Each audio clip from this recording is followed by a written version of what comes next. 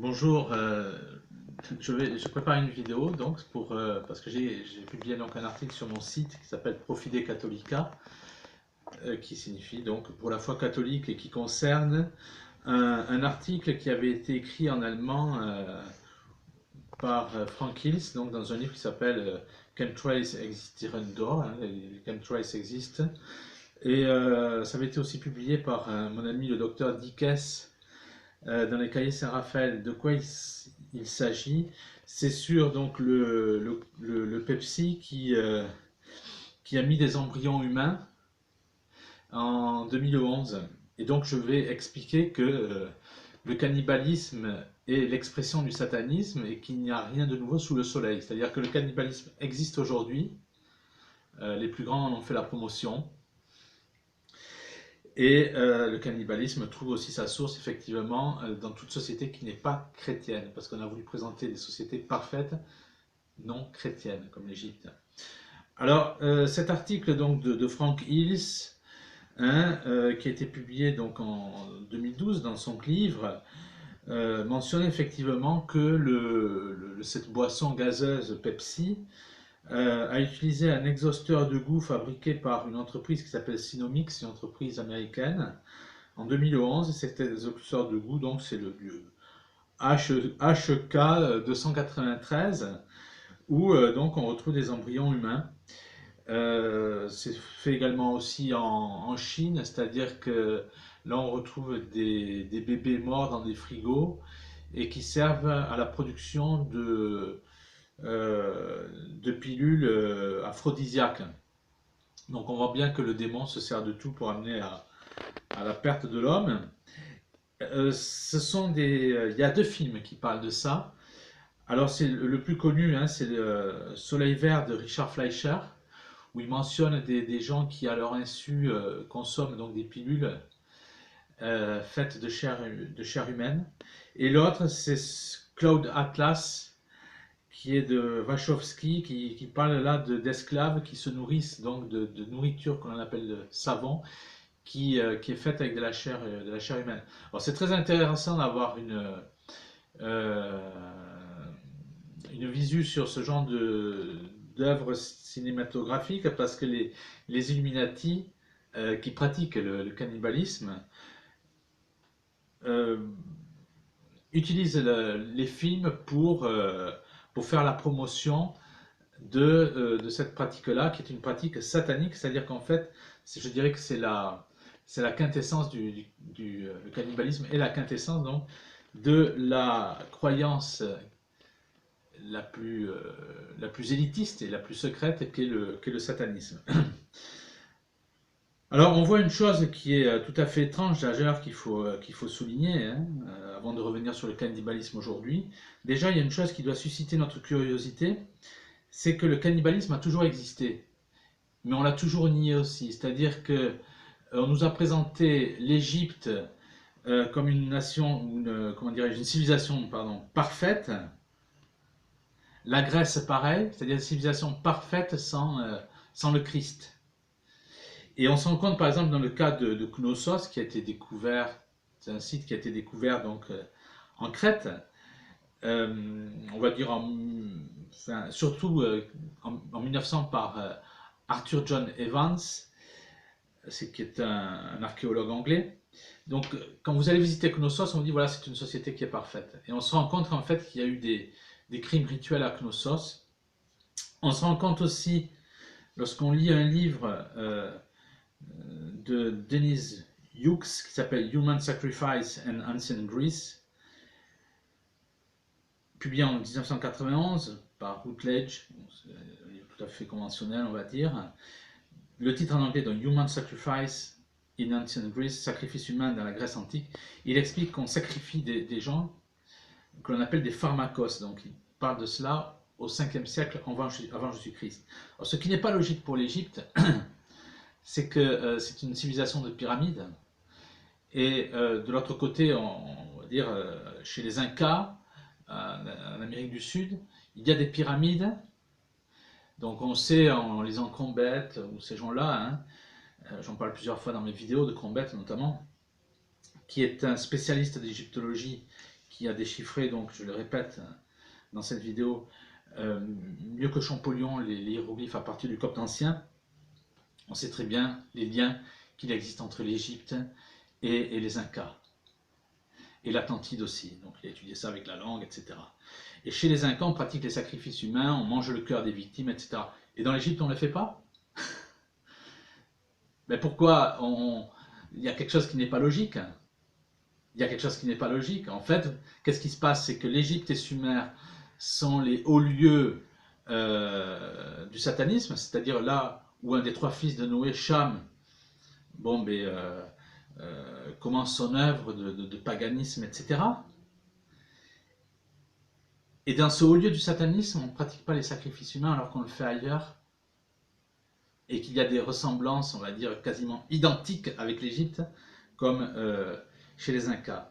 Alors pourquoi on ne le fait pas? Pourquoi on n'en parle pas? Parce qu'on veut nous présenter l'Égypte comme une société parfaite sans le Christ, comme on a fait avec la Grèce, et on se rend compte effectivement en défrichant Arthur John Evans que en regardant ses travaux, les travaux de Knossos qui ont été faits, on voit que ce ne sont pas des sociétés parfaites.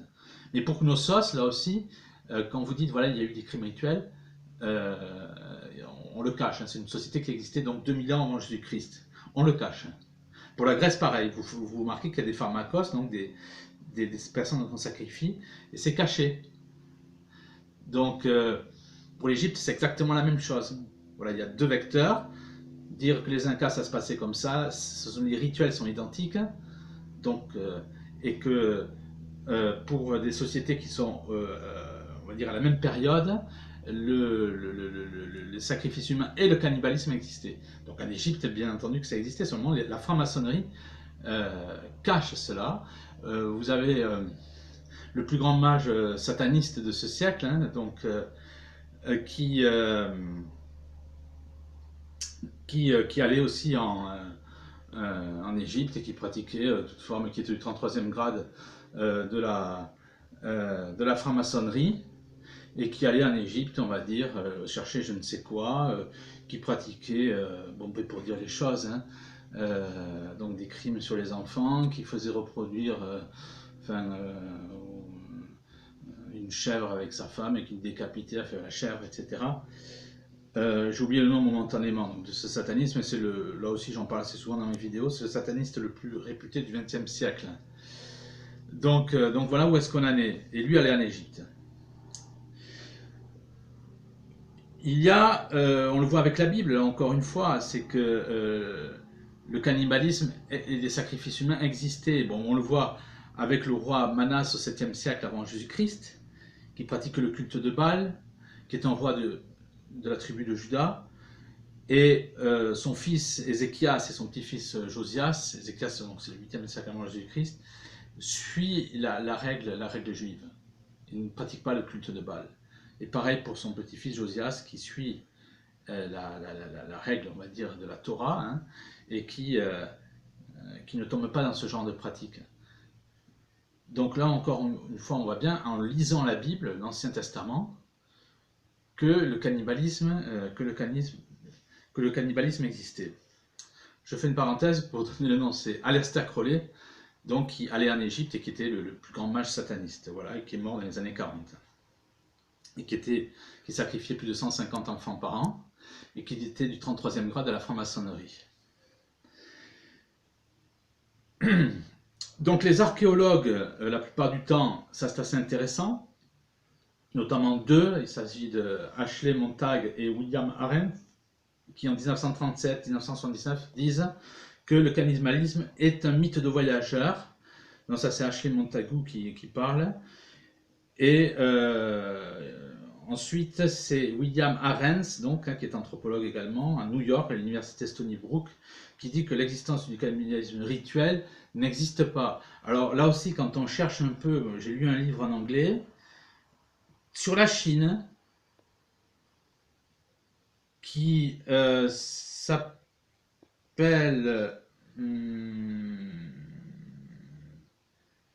donc c'est sur le cannibalisme en Chine, oui, donc voilà, j'aurais dû le noter, je ne l'ai pas fait. En tout cas, voilà, c'est sur un livre anglais qui parle Voilà, le titre en anglais, excusez-moi encore, c'est Scarlet Memorial, deux petits points, Tales of Cannibalism in Modern China. China. Et donc, qu'est-ce qu'on constate dans ce livre? C'est que quand la révolution donc communiste ou chinoise arrive et met fin à la dynastie des Qing, le cannibalisme arrive. Alors, pourquoi?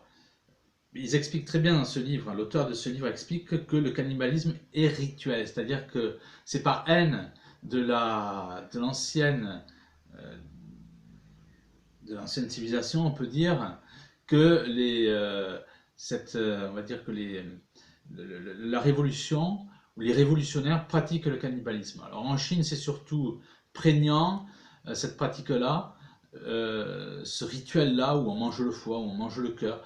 L'auteur explique qu'effectivement, on consomme essentiellement ces organes-là. Il parle surtout d'une montée donc, de cette pratique qui est rituelle, il emploie bien le terme de rituel, dans les années 1940. 1940. C'est une pratique qui existait aussi en France pendant la Révolution, donc on voit que les mêmes causes donnent les mêmes effets, c'est-à-dire que le cannibalisme a existé pendant la Révolution française, ça aussi on ne veut pas le dire, et vous avez aussi par exemple pour cause, hein, puisque voilà, notre société descend de ça, de ces sauvages, de ces gens-là. On parle même de l'exécution de Louis XVI comme un crime rituel talmudiste où on a récupéré le sang du roi. Euh, En tout cas, pour la France, pour la Révolution française, en Vendée, il y avait ce qu'on appelle des tanneries où on faisait des salles à chevaux à partir de la peau d'enfants et de femmes. Ça, si c'est pas un dérivé du cannibalisme, qu'est-ce que c'est? Alors je parlais de Manas, hein, qui quitte, on va dire, la loi juive et qui tombe dans tout ce qui est cannibalisme, satanisme. Mais c'est ce qu'on retrouve aussi. Là, par exemple, j'ai fait réimprimer un livre, celui-là, donc à travers le Tyrol. C'est sur les problèmes. C'est un très bon livre que je conseille, de l'abbé Marchand, écrit en 1905. Donc ce livre mentionne pour l'Autriche-Hongrie 2 cas au 15e, 14e siècle d'enfants qui ont fait l'objet donc de sacrifices satanistes par des talmudistes. Donc, il s'agit de Saint-Simon de Trente dans le Tyrol et de Andreas de Rhin. Et ces deux enfants ont été béatifiés et canonisés. Donc l'Église avait bien fait un procès pour reconnaître le martyre de ces deux enfants, qui maintenant, sous pression de la franc-maçonnerie et d'un petit État, on ne veut pas reconnaître ces sacrifices-là. Mais en tout cas, ce livre en parle. Donc, c'est le livre de l'abbé Marchand, écrit en 1905, que j'ai fait republier, où il parle de toutes les difficultés de l'Église catholique au contact donc de la franc-maçonnerie.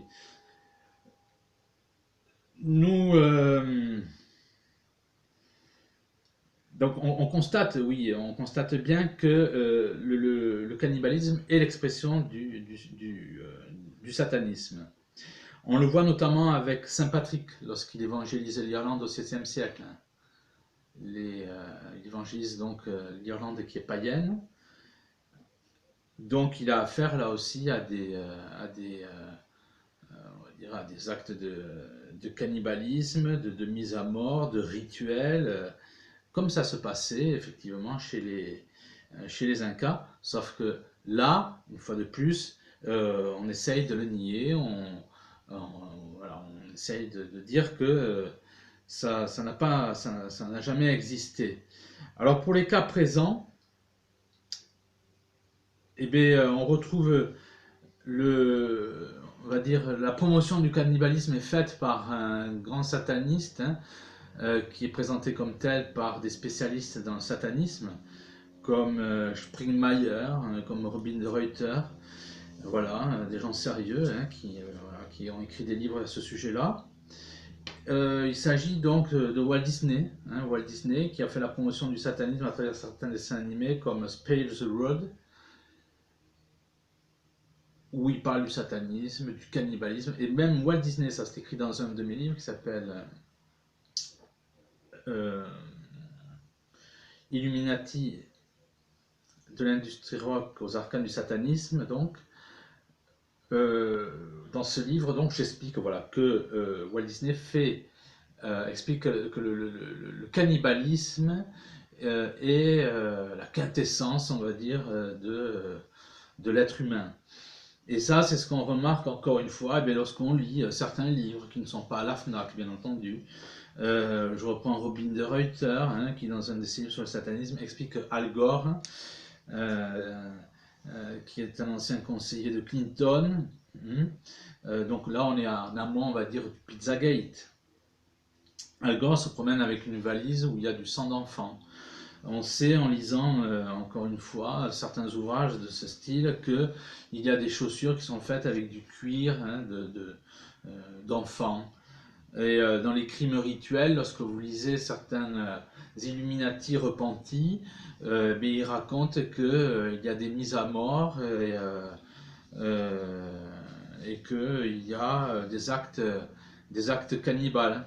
Donc on rejoint exactement ce qui se fait en Chine, et pas seulement en Chine, mais dans le monde entier, par tous ces satanistes.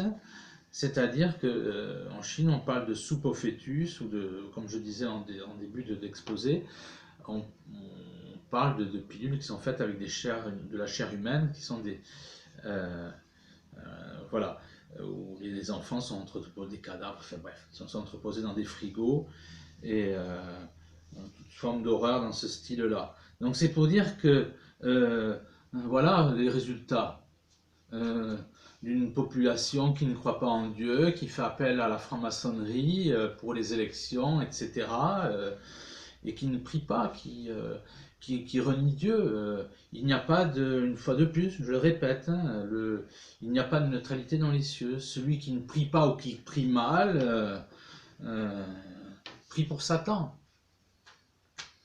Voilà où est-ce qu'on en est. Et le cannibalisme est l'expression qui se démocratise, l'expression du satanisme. On rejoint les sociétés antéchrétiennes, ni plus ni moins. Alors je vais vous lire un passage hein, qui est mentionné par écrit dans In the Name of Science par Andrew Golichek, hein, qui est l'ancien président de la Food and Drug Administration, qui est l'administration américaine des denrées alimentaires et des médicaments. Alors il a une tête très catholique, hein, il faut là-dessus.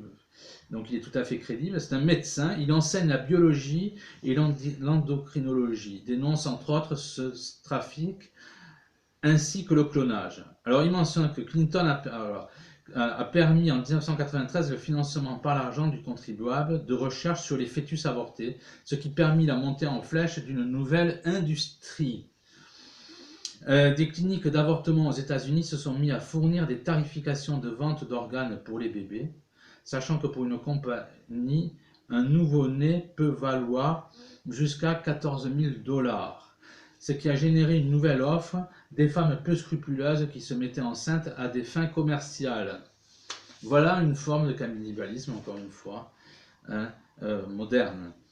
En parallèle avec Pepsi Cola. Voilà. Brochure de ces cliniques d'avortement. Les yeux valent 50 $, les reins 100 $, le foie 150 et le cerveau, à moins de 8 semaines, 1000 $. Enfin bon, les yeux, etc. Voilà. Andrew Golichek écrit dans le livre, donc, le secret épouvantable du démembrement et de la récolte des fœtus a été révélé publiquement en 1999 par une chroniqueuse réputée. Elle a fait témoigner Mona Charen, une technicienne médicale. Son témoignage est édifiant. Elle dit que les spécimens étaient en parfait état et beaucoup avaient au moins 7 mois. On lui apporta un seau en métal contenant le fœtus de jumeaux de 7 mois. En regardant les bébés tout roses, elle dut reculer de dégoût en les voyant bouger et cherchant à respirer, et elle fut encore plus horrifiée quand le chirurgien apparut et lui lança « Je vous ai trouvé de bons spécimens des jumeaux avant de verser de l'eau dans le seau pour les noyer. » Écœurée par la procédure, la technicienne médicale reconnut qu'il y avait encore beaucoup de bébés encore vivants. Les médecins leur brisaient la nuque ou les tuaient à coups de pince à métal. Dans certains cas, la dissection présumant que le bébé était mort pour finalement découvrir que le cœur battait toujours. Alors, voilà, ça se passe aujourd'hui. Ça se passe aujourd'hui, c'est décrit par un homme qui est tout à fait sérieux, Andrew Golichek, qui est médecin, donc qui a été l'ancien président de la Food and Drug Administration. Alors pourquoi on en arrive là? Parce que, je le répète à chaque vidéo, parce que nous ne sommes pas une population priante, parce que nous ne sommes pas une population priante.